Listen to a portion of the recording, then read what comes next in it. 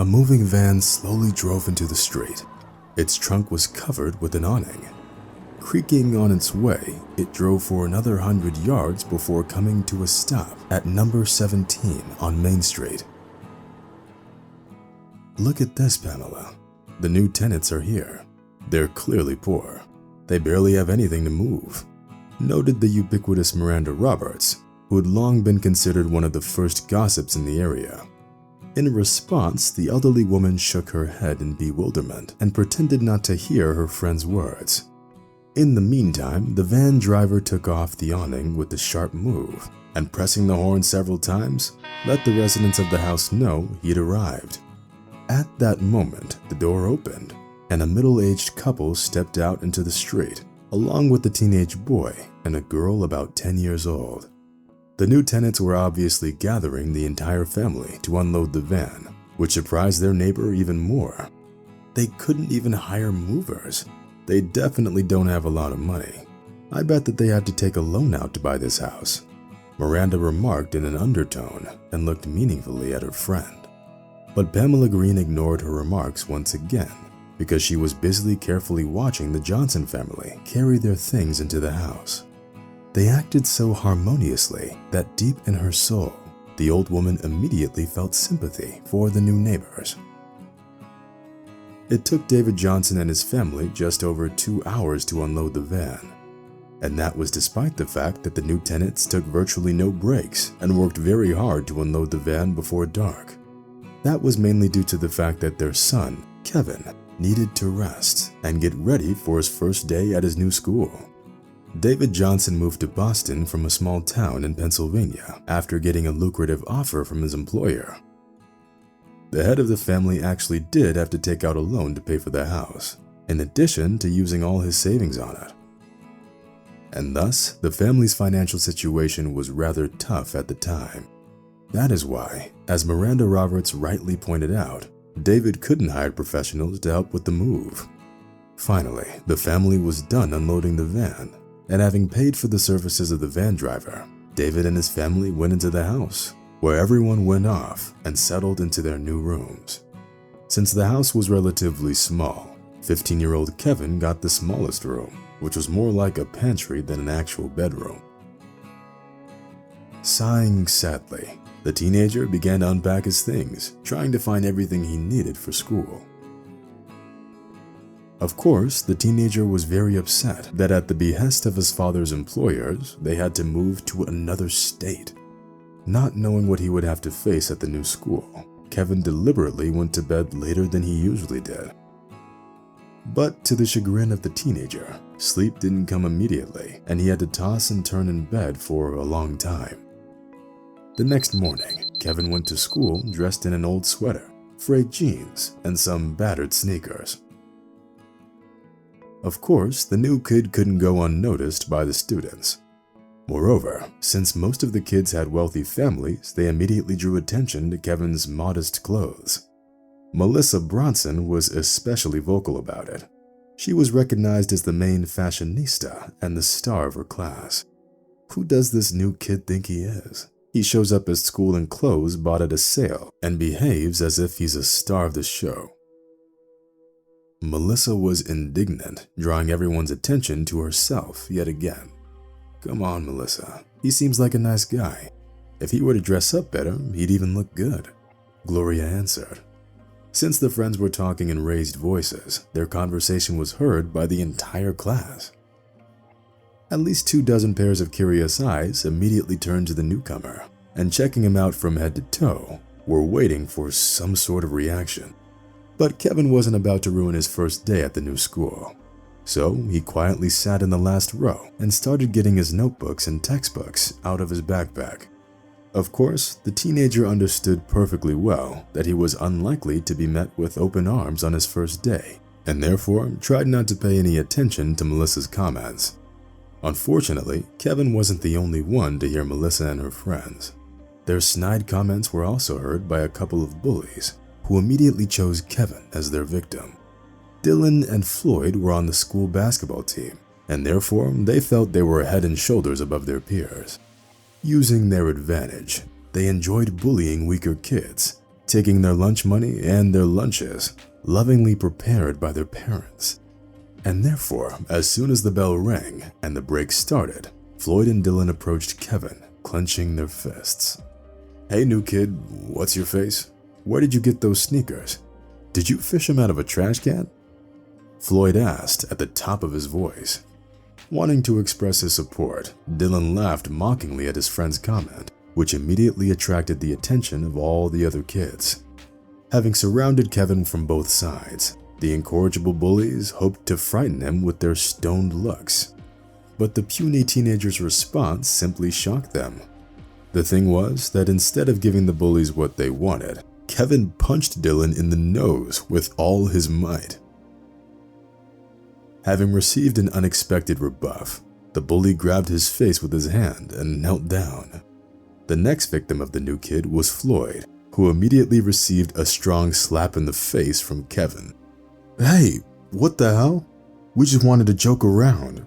Floyd began to make excuses, taking a step back. Of course, no one expected the most notorious school bullies to be put down like that. Meanwhile, Kevin was enjoying the admiring glances of the other students as he returned to the classroom to get ready for English class, as if nothing had happened. The incident with the bullies immediately got Kevin the reputation of a strong and determined person who wasn't afraid of anything. But it wasn't just strength that the new student from Pennsylvania boasted. To the surprise of his teachers, Kevin turned out to be a very diligent and smart teenager who gravitated towards the exact sciences and could count very well in his head. He was most successful in computer science, physics, and algebra, where Kevin quickly proved himself as very smart and talented. Over time, he became the best student in the class, and taking part in citywide school competitions, invariably won various awards. And only the beautiful Melissa continued to taunt Kevin, hinting at his old hand-me-down clothes. Of course, the teenager was very upset that he couldn't dress as well as his peers. The fact was that almost all the money of the Johnson family went to pay off the loan that they had to take out to buy the house.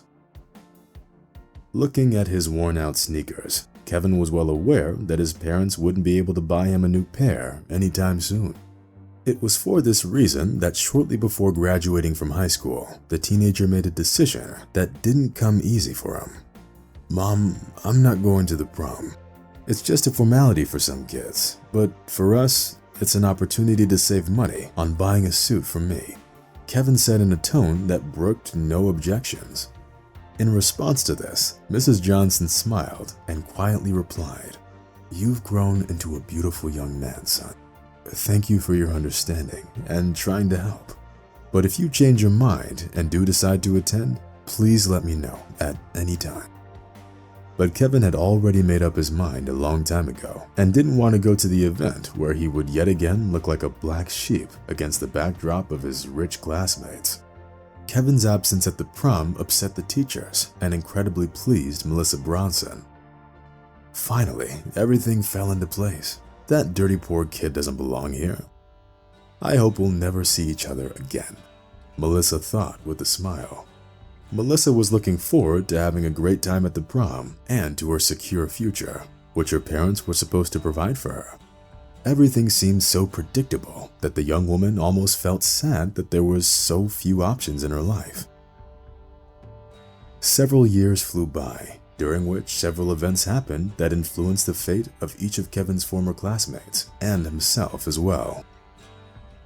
First of all, it turned out that Melissa's father had made several bad decisions in his business and had to file for bankruptcy by the time his daughter graduated from college. Unfortunately, the man couldn't recover from such a hard blow and began to seek solace at the bottom of the bottle. Meanwhile, Melissa had to get a job as a regular manager in a company run by an old friend of her father. Since Albert Sanchez had already been divorced by that time, an office romance quickly spun between him and Melissa, which quite naturally ended in a big wedding for the two of them. Of course, this marriage had nothing to do with love. Having been accustomed to living in luxury and wealth, Melissa simply played her cards right to get herself a rich husband who was 25 years older than her. "Well, at least now I don't have to deny myself anything anymore," and can finally live the life I was born for. Melissa thought with a smug smile. The woman knew that while Albert was in charge of the company, her financial well-being wasn't under any threat. But to the great chagrin of Melissa, problems came from where they were least expected. One day, having returned home from an important meeting with the board of directors, Albert shared some disturbing news with his wife. "So, it seems that my career has come to an end, dear. A new candidate has been approved for the position of the head of the company. Some young upstart, the know-it-all kind, who feels that he owns the world. I'm sorry, but now I won't be able to cover for you, pretending that I don't see you spending your days shopping instead of working," Albert muttered, taking off his tie. "New head? And what's the name of this lucky guy?" Melissa asked with a playful smile. But when she heard the name of the man who took her husband's position, the woman turned pale and wearily sank into a chair. The fact was, by the decision of the board of directors, it was her former classmate, Kevin Johnson, who'd become the new head of the company. Wow, what a turn. But he used to be some poor kid who came to school in an old sweatshirt and some battered sneakers, Melissa whispered. At the same moment, the woman came up with a desperate plan. It was based on the fact that they've known each other for a long time, so Melissa was hoping that Kevin would help her. "I'll get Kevin to fall in love with me, and then we'll live happily ever after. I remember the way he looked at me back at school," Melissa thought, biting her lip. The next morning, the young woman was standing at the office of the new director, anxiously waiting for a meeting with him. Finally, the assistant nodded her head approvingly and gestured for Melissa to come in. To Melissa's great amazement, Kevin didn't rush to hug her and behaved rather coldly towards his former classmate. Moreover, the newly made director suggested that the woman should resign, unless she wanted to get fired. "Kevin, I'm sorry, Mr. Johnson. We went to the same school together," Melissa said, stammering at every word. "Yes, I remember that well, Mrs. Bronson. But I'm firing you for the simple reason that over the past month, you've missed 15 days of work. I also checked your performance, and it turns out that during the last quarter, your level was at least half as low as that of any other employee of the company," Kevin noticed with palpable coldness. It was only then that it dawned on Melissa that instead of building her career and working hard, she wasted her time looking for rich husbands and spending their money. Taking a fountain pen from the table, the woman wrote a letter of resignation. Melissa felt as if she was dreaming and left the director's office on stiff legs. Of course, Melissa couldn't have even suspected what Kevin was feeling at that moment. He'd been working extremely hard ever since his school years to make sure that he'd be successful in life. Fortunately, perseverance and faith in his hard work paid off, and Kevin got the opportunity to become successful thanks to his incredible efforts and hard work. Looking at Melissa leaving the office, the new director didn't feel any anger or thirst for revenge. Kevin was relieved that the meeting with the ghost from the past went quietly and painlessly, giving him hope for a happy future.